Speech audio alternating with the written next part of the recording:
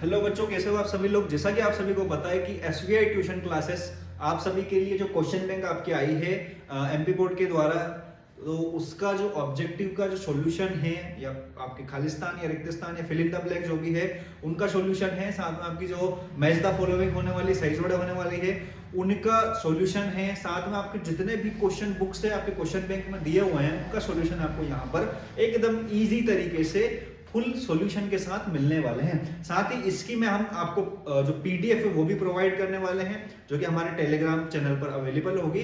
Channel के description में आपको लिंक मिलेगा टेलीग्राम पर, टेलीग्राम चैनल का, आप जाके वहां से डाउनलोड इसको कर पाएंगे। ठीक है, अब थोड़ा सा रिकैप करते हैं। जैसा कि हमारा चैनल है जहां पर आपको वीडियो क्लासेस प्रोवाइड होती हैं, कुछ इंक्वायरी हो तो आप इस नंबर पर कॉल कर सकते हैं।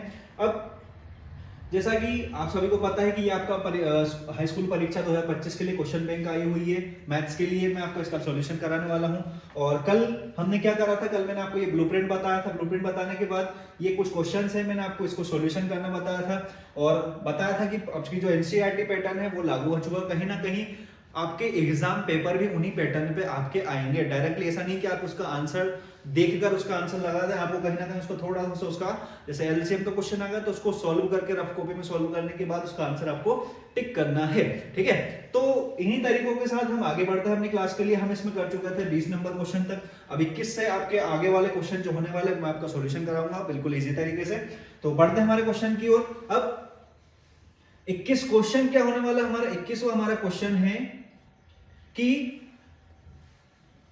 किसी समांतर श्रेणी एपी, एपी मतलब होता है आपका अल्टरनेट प्रोग्रेसिव या समांतर श्रेणी, ठीक है, के प्रथम n पदों का योग का सूत्र नहीं है। याद रखना, आपसे है नहीं पूछा है, आपसे पूछा है नहीं है। ठीक है, अब समांतर श्रेणी का योग हम किन किन सूत्रों से निकाल सकते हैं ये आपको मैं बताता हूं। देखो, अच्छा ये s यहां पर लिखा है, जबकि ये s बराबर n/2 है, 2a plus n minus 1 into D, ये आपका इसका फॉर्मूला होने वाला है। ठीक है, तो कहीं ना कहीं ये भी आपका सूत्र है निकालने के लिए, ये भी आपका सूत्र है योग निकालने के लिए। s बराबर n/2 a प्लस an, मतलब प्रथम पद प्लस आखिरी पद। फिर c वाला s बराबर n/2 a प्लस l, हम इससे भी निकाल सकते हैं। फिर s बराबर n/2 2a, जबकि यहां पर आता है plus n minus 1 into D. यही फॉर्मूला वहां पर कॉपी किया गया है, लेकिन ये वाला आपका सही है और ये वाला आपका फॉर्मूला गलत होने वाला है। तो इस क्वेश्चन के लिए हमारा जो सॉल्यूशन होगा, इस क्वेश्चन के लिए सॉल्यूशन क्या होने वाला हमारा, इस क्वेश्चन के लिए हमारा सॉल्यूशन होने वाला है ऑप्शन नंबर आपका डी। ठीक है, ये आपका योग निकालने के लिए जो सही फॉर्मूला है ये नहीं है। ठीक है, अब बिंदुओं a x1 y1 और b x2 y2 को मिलाने वाले रेखाखंड के मध्य बिंदु के निर्देशांक। अब यहां पर जैसे मान लो कोई आपका ये रेखाखंड होता है, ये बिंदु आपका a है, ये बिंदु आपका b है। अब a के निर्देशांक मान लो आपके x1, y1 है, ये है आपका x2, y2। ठीक है, अब मैंने मान लिया यहाँ पर कोई मध्य बिंदु है, इस मध्य बिंदु का मेरे को निर्देशांक निकालना है। तो मध्य बिंदु का निर्देशांक निकालने के लिए आपको क्या करना होगा, इस वाले को जोड़िए, जैसे x1 प्लस x2 बटे में आएगा 2, कॉमा लगा के, फिर y1 प्लस y2 बटे में आ जाएगा 2। तो इस टाइप का फॉर्मूला कहां दिख रहा है आपको, इस टाइप का फॉर्मूला मुझे दिख रहा है ऑप्शन नंबर 1 में, x1 plus x2 by 2, y1 plus y2 by 2। इसका ऑप्शन होने वाला है ए। 22 नंबर का क्वेश्चन का आपका आंसर होगा ए। चलिए बढ़ते हैं हम अगले क्वेश्चन पे। अगला क्वेश्चन क्या है आपका, अगला क्वेश्चन रीड करिएगा कि 23 नंबर क्वेश्चन है। अच्छा, इसको थोड़ा बड़ा करते हैं। हाँ, 23 नंबर क्वेश्चन है, बिंदु 1,2, बिंदु बी दिया है आपका 3,4 को मिलाने वाले रेखाखंड के मध्य बिंदु होंगे। अब जैसा कि आपको बताया कि मध्य बिंदु के लिए हमने ऊपर आपको फॉर्मूला बताया था, तो यहां से आप क्या निकाल सकते हैं, मध्य बिंदु उसके निकाल सकते हैं। अब मध्य बिंदु कैसे निकालेंगे, आपका x1 की वैल्यू, ये y1 की वैल्यू, x2 की वैल्यू है, y2 की वैल्यू। तो मध्य बिंदु के निर्देशांक निकालते हैं। मध्य बिंदु में आपने पढ़ा है ये होने वाला है आपका x1, ये आपका y1, ये आपका होगा x2, ये आपका होगा y2। ठीक है, तो x1 प्लस x2 मतलब 1 प्लस 3 बाई 2, कॉमा लगा के 2 प्लस 4 मतलब 2 प्लस 4 बाय 2। 3 और 1 4, 4 में आप 2 का जब भाग देंगे तो आपका 2 निकल के आएगा, 4 और 2 आपका 6, 6 में आप 2 का भाग देंगे तो आएगा 3। तो ये आपके बिंदु बनेंगे 2,3। कहां पर दिख रहा है इस टाइप का आंसर? हमारा दिख रहा है ऑप्शन नंबर ए। चाहे आपको कोई सा भी क्वेश्चन दे दे इन बिंदुओं के ऊपर, आप इस सूत्र से उसके निर्देशांक मध्य बिंदु के निकाल सकते हैं। ठीक है, अब इसके साथ ही बढ़ते हैं हमारे अगले क्वेश्चन की ओर। अगला क्वेश्चन हमारा क्या कहता है? अगला क्वेश्चन हमारा है कि मूल बिंदु के निर्देशांक। तो हमेशा याद रखना मूल बिंदु जो आपका ये ग्राफ, यदि मैं आपको बना के दिखाऊं यहाँ पर, तो ये आपका जो ग्राफ है और मूल बिंदु आपका होने वाला है यहाँ, और इसके निर्देशांक हम हमेशा होंगे 0,0। तो मूल बिंदु के निर्देशांक हमेशा होंगे आपके 0,0। ठीक है, अब बढ़ते हैं अपने अगले क्वेश्चन पर। पेड़ की छाया उसकी ऊंचाई के बराबर हो, सूर्य का उन्नयन कोण होगा। तो हमेशा याद रखना, जब किसी पेड़ की छाया उसकी ऊंचाई के बराबर हो तो हमेशा किसी भी केस में उसका जो कोण होने वाला है, उन्नयन कोण, वो आपका होने वाला है 45 डिग्री। क्या होने वाला है? उन्नयन कोण। उन्नयन कोण होने वाला है हमारा 45 डिग्री। कुछ डायग्राम इसका ऐसा बनेगा, जैसे मान लो ये आपका पेड़ है, ये उसकी छाया है, और यहां पर ये और ये दोनों बराबर हैं। ठीक है, ये x है तो ये भी x है। जब ये ऐसी कंडीशन बनती तो हमेशा आपका कोण होता है 45 डिग्री। ठीक है, तो ये हमारा हो जाएगा 45 डिग्री। ये आपका 90 होगा और ये फिर आपका हो जाएगा 45। क्यों? क्योंकि समान कोण के सामने की भुजाएं कैसी होती है? आपस में समान होती हैं। तो आपको याद रखना, यदि पेड़ की छाया उसकी ऊंचाई के बराबर हो तो हमेशा आपका कोण बनेगा 45। ठीक है, अब अगला क्वेश्चन क्या है इसके बाद? अच्छा, इसका आंसर हमारा हो जाएगा, क्या आंसर होने वाला है? इसका आंसर होने वाला 45 डिग्री। यदि सूर्य का उन्नयन कोण 60 डिग्री है तथा 30 मीटर लंबी छाया बनाने वाली मीनार की ऊंचाई होगी। चलिए, अब ये आपको सॉल्व करना पड़ेगा। क्यों? क्योंकि यहाँ पर सीधा आपका क्वेश्चन है और ऑब्जेक्टिव में ही पूछा गया है।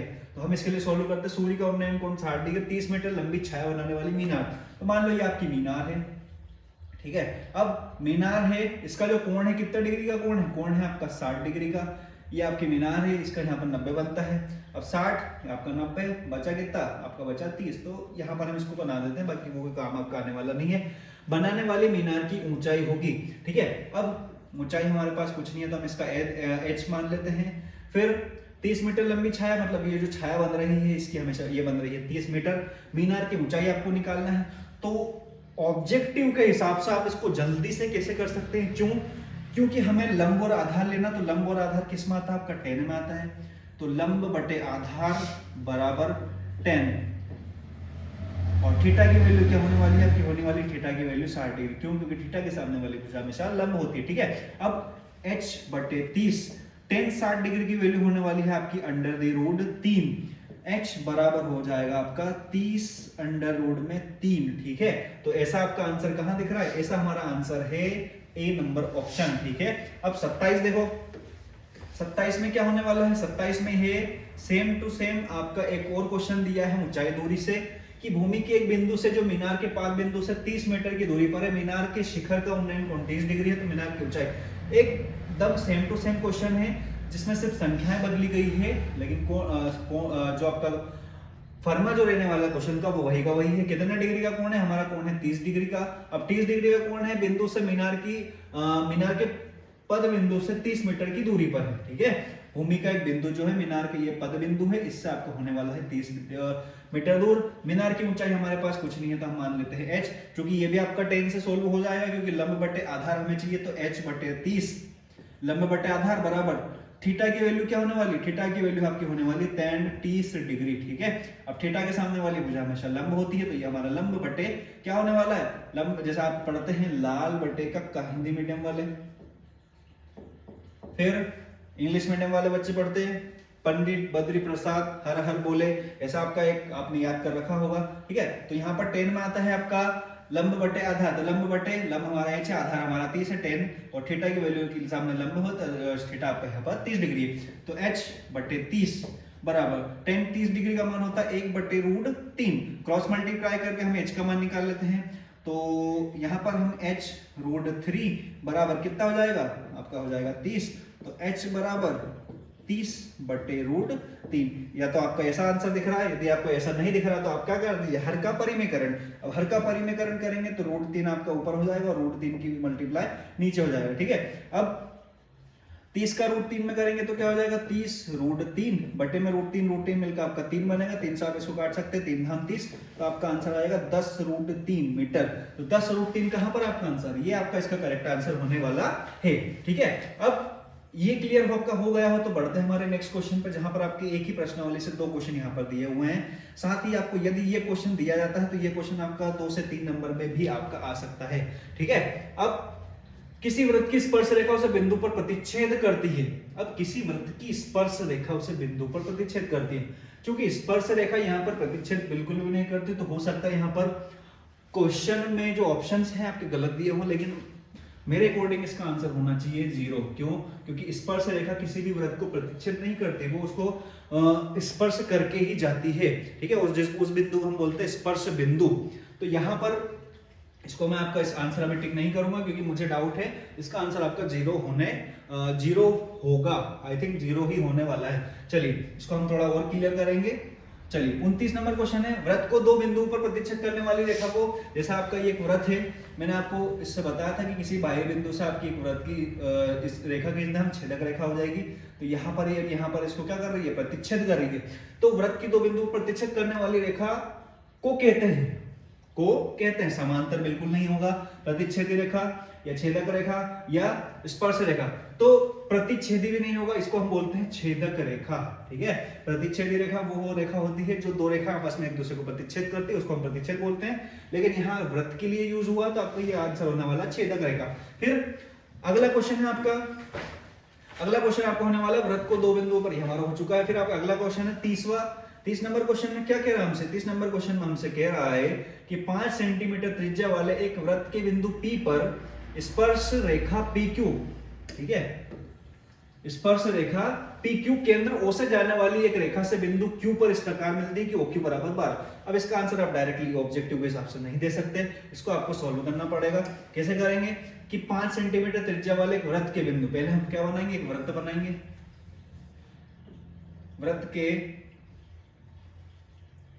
5 सेंटीमीटर त्रिज्या वाले वृत्त के बिंदु P पर स्पर्श रेखा PQ, P पर, तो हमने यहां पर बिंदु बना दिया P, स्पर्श रेखा है चूंकि हमारी, तो यहां पर इसको नाम दे दिया हमने Q, यही बोला हमसे PQ।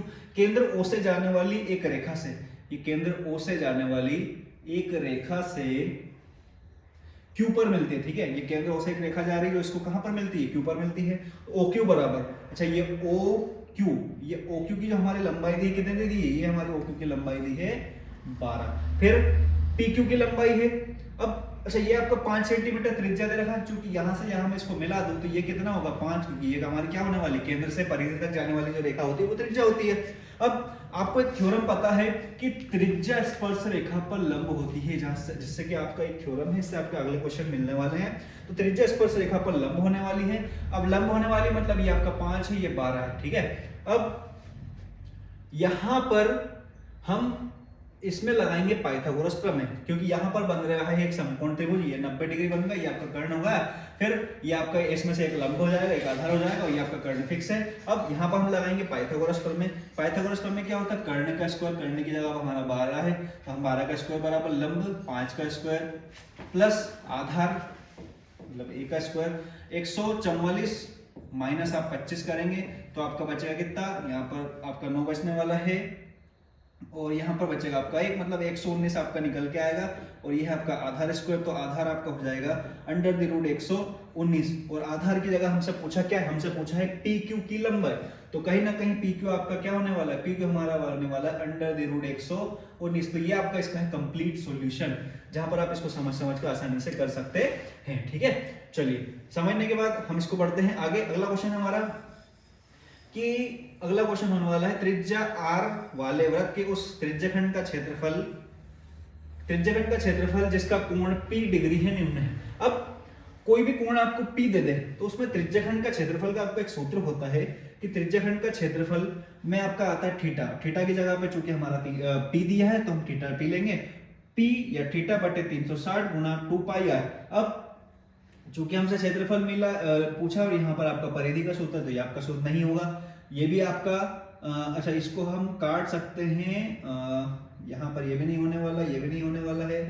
अच्छा इसको देखिए, हम इसको क्या 2 से कट करके 720 को यदि मैं 2 से कट कर लूं, 2 तिया 6, 2 छंग 12, 0, तो P बटे 360 गुणा पाई आर स्क्वायर, ये एकदम करेक्ट हमारा फॉर्मूला होने वाला है। जहां पर आपको थोड़ा सा घुमा के दिया है कि P बटे 720 दे दिया है और गुणा में 2 पाई आर स्क्वायर, तो 2 से मैंने इसको कैंसिल कर लिया, तो जो हमारा त्रिज्यखंड का क्षेत्रफल का सूत्र होता है वो आपका बन जाएगा। ठीक है, चलिए इस तरह से आपको ऑप्शन को एलिमिनेट करके भी आंसर लगाना है। फिर 32 नंबर क्वेश्चन होने वाला है हमारा। 32 नंबर क्वेश्चन में क्या है कि एक बिंदु Q से एक वृत्त पर स्पर्श रेखा की लंबाई है, कहीं ना कहीं ये भी आपका एक वृत्त से क्वेश्चन आया है, तो आइए इसको सोल्व करते हैं अपन इजी तरीके से। चलिए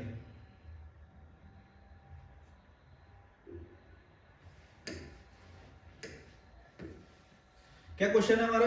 क्वेश्चन है कि एक बिंदु Q से एक वृत्त पर स्पर्श रेखा की लंबाई 24 है। एक बिंदु Q से एक वृत्त पर, एक बिंदु Q से, ये हमारा Q ले लिया हमने, अच्छा ये स्पर्श है, इसको इसे आपको काटना नहीं है। एक बिंदु Q से एक वृत्त पर स्पर्श रेखा की लंबाई 24 है, Q की केंद्र से दूरी है 25 सेंटीमीटर। Q से या केंद्र Q की केंद्र से दूरी, तो ये हमारा केंद्र हो जाएगा और Q की केंद्र से दूरी हमारी हो जाएगी 25। ठीक है, डायग्राम थोड़ा सा यहाँ पर ओरिजिनल नहीं बन रहा है, यदि आपका ये क्वेश्चन पूछा जाता है अलग से बिना ऑब्जेक्टिव के अलावा, तो आप अच्छे से डायग्राम यहाँ पर इसको ड्रा करेंगे। ठीक है, मैं आपका ऐसा ऑब्जेक्टिव करवा रहा हूँ। स्पर्श रेखा की लंबाई चूंकि हमारे पर 24 दिया है और हमें निकालनी है इसकी त्रिज्या। ठीक है, तो वृत्त की त्रिज्या है, चूंकि जब आप इसमें पाइथागोरस प्रमेय लगाओगे, यहाँ आपका ये लंब होने वाला है, इसमें से एक आधार होने वाला है, आपका कर्ण फिक्स है। जब आप इसमें पाइथागोरस प्रमेय लगाओगे तो आपका यहाँ पर मिलने वाला है 7। ठीक है, तो कहीं ना कहीं ये जो वैल्यू है यही आपकी त्रिज्या है और ये आपका आंसर होने वाला है 7। ठीक है, चलिए इसको बढ़ाते हैं आगे। अब यदि TP TQ के केंद्र O वाले किसी वृत्त पर दो स्पर्श रेखाएं इस प्रकार है कि, अच्छा ये आपका कोण का साइन है, यहां पर कोण आपका है कोण POQ बराबर आपका 110, तो कोण PTQ ये भी आपका एंगल है, कोण PTQ बराबर है। चलिए डायग्राम के थ्रू में मैं आपको बताता हूं। यदि TP TQ मतलब किसी एक बिंदु से ही आ रही है, ऐसा कैसे पता चला मुझे? क्यों? क्योंकि यहाँ पर 2 बार T दिया, TP और TQ। ठीक है, तो यहाँ पर कोई बिंदु बना लो आप T, ये मैंने नाम दे दिया इसको T, ये नाम दे दिया P और ये नाम दे दिया Q, तो यह P हो जाए TP और TQ केंद्र O वाले किसी वृत्त पर दो स्पर्श रेखाएं इस प्रकार है कि एंगल POQ, कोण P यहाँ पर केंद्र है, कोण POQ, कोण POQ कितना हमारा? कोण POQ, अच्छा OPQ बना है क्योंकि यहाँ पर जो बीच में आता है उसी के ऊपर कोण बनता है। ये आपका होने वाला है कितना? 110 डिग्री। अब हमसे पूछा है PTQ बराबर PTQ। अच्छा ये देखिए, निकालने का तरीका ये है कि आपको पता है कि त्रिज्या स्पर्श रेखा पर लंब होती है, तो आपकी त्रिज्या ये आपकी स्पर्श रेखा, ये यहाँ पर लंब होगी, ये भी त्रिज्या है, ये आपकी स्पर्श रेखा, तो ये भी यहाँ पर क्या होगी? लंब होगी। क्योंकि ये आपका 4 भुजाओं वाला एक चतुर्भुज बन रहा है। कैसे? 1 भुजा, 2 भुजा, 3 भुजा और ये 4 भुजा। क्यों? क्योंकि इसमें 4 कोने हैं। अब चतुर्भुज के चारों कोनों का योग हमारा होता है 360 डिग्री। ठीक है, अब 360 में से आपके ये 3 हटा दो तो बचेगा जो हमारा आंसर होगा। अब 360 में से यदि हम ये 90 हमारा हो जाएगा 180 और 110, 0 9 2 मतलब 290 यदि हम इसमें से घटाते हैं तो आपका आंसर आने वाला है 70 डिग्री। ठीक है, और वही हमारे इस क्वेश्चन का आंसर होगा। तो आपको ये क्लियर होना चाहिए कि त्रिज्या स्पर्श रेखा पर लंब होती है, फिर ये तो यहाँ पे लंब होती है, मतलब ये 90 लंब का मतलब होता है 90 डिग्री बनाएगी, 110। अब हम इसको मान लेते हैं कि एक चतुर्भुज है। क्यों? क्योंकि ये आपका एक यहाँ पर एक शीर्ष बन रहा है, एक दूसरा शीर्ष, तीसरा शीर्ष, चौथा शीर्ष। अब चतुर्भुज के चारों कोणों का योग होता है 360, तो हमारे जो 3 कोण है उसका योग करके हमने 360 में से माइनस कर दिया, तो जो हमारा बचा हुआ चौथा कोण उसका मान आ जाएगा। ठीक है, अब बढ़ते हैं अपने अगले क्वेश्चन की ओर। अगला क्वेश्चन क्या कहता है? अगला क्वेश्चन हमारा है कि यदि एक बिंदु P से केंद्र O वाले किसी वृत्त पर PAPB स्पर्श रेखाएं इस परस्पर 80 डिग्री के कोण पर झुकी हो तो एंगल POA। अब देखिए ये भी कितना सरल आपका होने वाला, 100% कंसेप्ट पर आपका एक क्वेश्चन ले दिया है। ये फिर से हमारी स्पर्श रेखा हो जाएगी PA और PB। अब आपका बिंदु है P, ये आपका A, ये आपका B। PA और PB स्पर्श रेखा इस पर परस्पर 80 डिग्री के कोण पर झुकी, मतलब ये जो दोनों रेखाएं झुकी है 80 डिग्री के कोण पर झुकी हुई हैं। एंगल POA ये हमसे पूछा है, एंगल POA। ठीक है, अब देखिए एंगल POA का मान कितना होगा? एंगल POA का मान यहां पर निकालने के लिए हमारा हो जाएगा 90, ये भी हमारा होने वाला है 90। अब किसी वृत्त पर पीएबी भी स्पर्श रेखा है परस्पर 80 डिग्री के कोण पर झुकी हो तो एंगल पीओए बराबर है। चलिए हमसे पूछा है एंगल पी या कोण पीओए, ठीक है।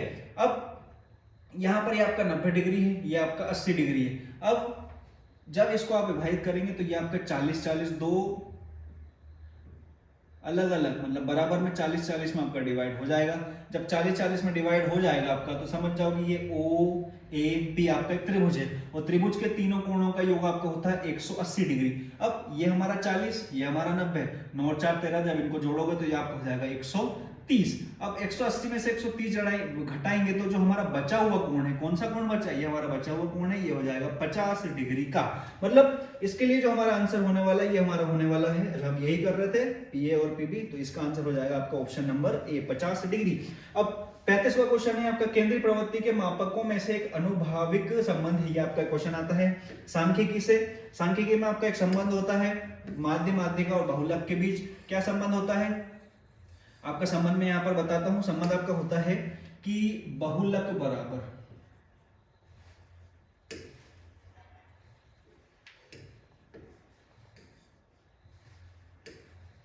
बहुलक बराबर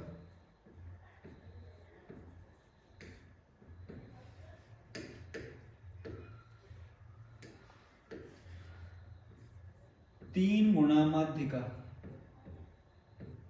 3 गुणा माध्यिका। ये आपको याद रखना है क्योंकि ये आपका बहुत इंपॉर्टेंट होने वाला है, इस पे आपका क्वेश्चन भी पूछा जाता है। बहुलक बराबर होता है 3 गुणा माध्यिका माइनस 2 गुणा माध्य, ठीक है, ये आपको याद रखना है। अब आप बोलेंगे कि यहाँ पर तो आंसर दिख नहीं रहा है, तो इसको थोड़ा मॉडिफाई करके लिखा हुआ है। मॉडिफाई करके कैसे कि यदि मैं 2 इंटू माध्य को यहां ले आऊं तो क्या वो प्लस में हो जाएगा, बिल्कुल। तो हम इसको लिख सकते हैं बहुलक प्लस 2 गुणा माध्य बराबर हमारा हो जाएगा 3 गुणा माध्यिका, ठीक है। 3 गुणा माध्यिका बराबर हमारा हो जाएगा बहुलक प्लस 2 गुणा माध्य। तो इस टाइप का उत्तर कहां दिख रहा है आपको, इस टाइप का आपका उत्तर दिख रहा है ऑप्शन नंबर 3 गुणा माध्य बराबर हो जाएगा आपका बहुलक प्लस 2 गुणा माध्य। ऑप्शन नंबर हमारा करेक्ट दिख रहा है जो है ऑप्शन नंबर ए। तो ऑप्शन नंबर ए हमारा इसका आंसर होने वाला है। तो यहां पर आपके 35 क्वेश्चन कंप्लीट हो चुके हैं। 35 क्वेश्चन कंप्लीट होने के बाद यहां पर आपकी स्लाइड आती है 36वें क्वेश्चन के लिए। तो इस क्वेश्चन को हम करते हैं अगले वीडियो में। साथ में इस जो सीरीज है क्वेश्चन बैंक है आपकी कंप्लीटली आपको सॉल्व करवाई जाएगी और 100% एकदम इजीली एक्सप्लेनेशन के साथ। मतलब यदि आपको समझ में नहीं आता है तो छोटी छोटी चीजें जो उससे संबंधित है वो भी मैं आपको यहाँ पर करवाने वाला हूँ। तो इसी सीरीज को हम कंटिन्यू करते हैं, मिलते हैं नेक्स्ट क्लास में। जय हिंद।